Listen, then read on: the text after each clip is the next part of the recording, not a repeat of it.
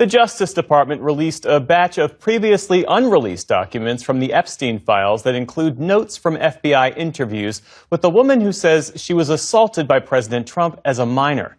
In interviews with the FBI, the woman alleged she was assaulted by Mr. Trump in the 1980s and that she was also a victim of Epstein's. The documents were released after multiple news outlets discovered they were missing from the initial mass release of files.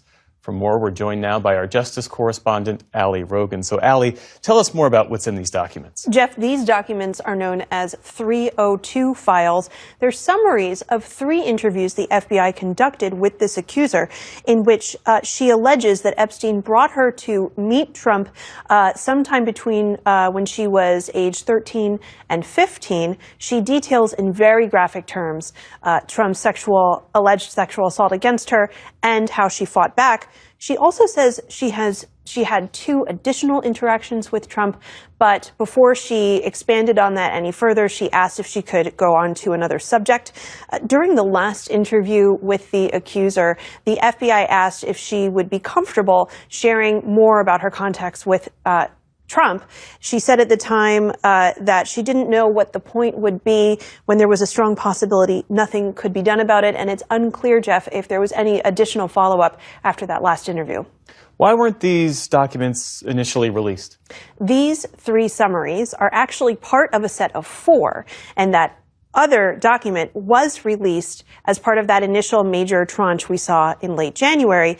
That summary was an interview in which the accuser focused on Epstein and didn't mention Trump. These others, of course, mention the Trump allegations.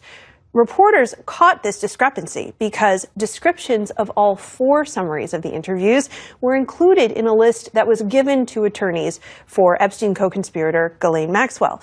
In a statement released on social media, the Department of Justice said the interviews had been incorrectly deemed duplicative and were subsequently published. The DOJ also says that the unredacted versions of the documents will be available for members of Congress to review.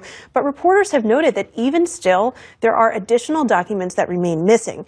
Independent journalist Roger Sollenberger has been following this closely, and he noted that there are at least 37 pages still missing. That includes notes that informed these summaries, as well as internal communication that would memorialize how the situation with the accuser was resolved. What's the White House saying about all of this?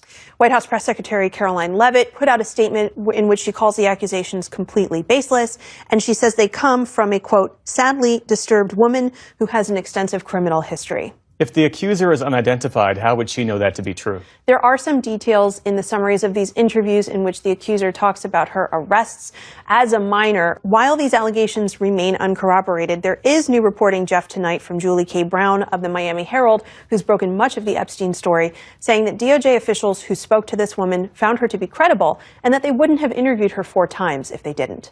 Ali Rogan, thanks so much for this reporting. You bet.